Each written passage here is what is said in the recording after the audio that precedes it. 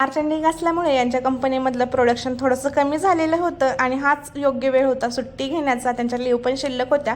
म्हटलं एकदा गावी जाऊन यावं, तर आम्ही चाललो आहेत पिल्लूच्या पप्पांच्या घरी, म्हणजेच माझ्या सासरी वाशिमला मंगळूरपीरमध्ये. तर 5-6 दिवस आम्ही गावाकडेच आहोत, गुढीपाडवा वगैरे होईपर्यंत, 31 मार्चपर्यंत. तर सगळी तयारी वगैरे अगोदरच करून घेतलेली होती आणि बॅग वगैरे सगळं पॅक वगैरे करून घेतलेलं होतं. रिक्षा बोलवली आणि आम्ही रिक्षाने निगडीमध्ये पोचलो. तिथं स्टॉप होता रुद्रा पार्किंगमध्ये. तर ट्रॅव्हल पण आलेली होती. तर ही गजानन ट्रॅव्हल्स आहे. ऑनलाईनच ट्रॅव्हल बुक केलेली होती. तर 1 नंबर 3rd क्लास ट्रॅव्हल आहे, जिथं आम्हाला गावाला जायला 9 ते 10 तास लागतात. तर ह्या ट्रॅव्हलनी कंप्लीट आम्हाला 18 तास लावले.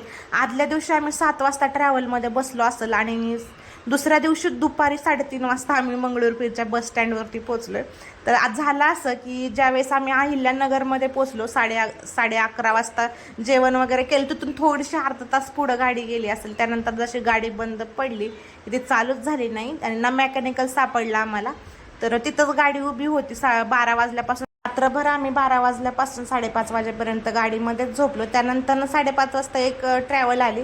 त्या पॅसेंजर लोकांना त्या ट्रॅव्हलमधनं खाली उतरवलं आणि नंतर ना आम्हाला त्याच्यामध्ये बसवलं. आता त्या पॅसेंजर लोकांना कोणत्या ट्रॅव्हलने पाठवलं काय माहीत वगैरे नाही का, ते पण भांडायला लागले होते ड्रायव्हर वगैरे सोबत, कारण त्यांना खाली उतरवलं होतं. तर कसं तरी आम्ही त्या ट्रॅव्हलमध्ये बसलो आणि तिथून आम्ही मंगळूरपीरच्या दिशेने निघालो. म्हणजे 5:30 वाजता अहिल्यानगरवरनं निघालो.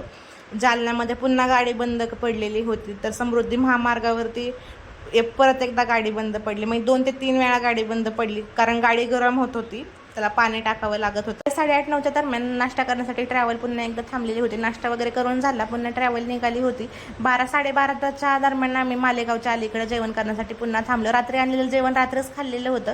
तर आता हे दुपारचे 12:30 वाजले होते म्हणून आम्ही हॉटेलमधलं जेवण घेतलं. मला प्रवासामध्ये हॉटेलमधलं जेवण बिलकुलसुद्धा आवडत नाही. हे ट्रॅव्हलवाले कुठे पण नेऊन गाडी उभी करतात, त्याला चव ना धव असते आणि खूपच महाग जेवण असतं. त्याच्यामुळे मला बिलकुलसुद्धा आवडत नाही. तर घरी आम्ही कुणाला सांगितलं नव्हतं की आम्ही येतोय गावाकडे म्हणून.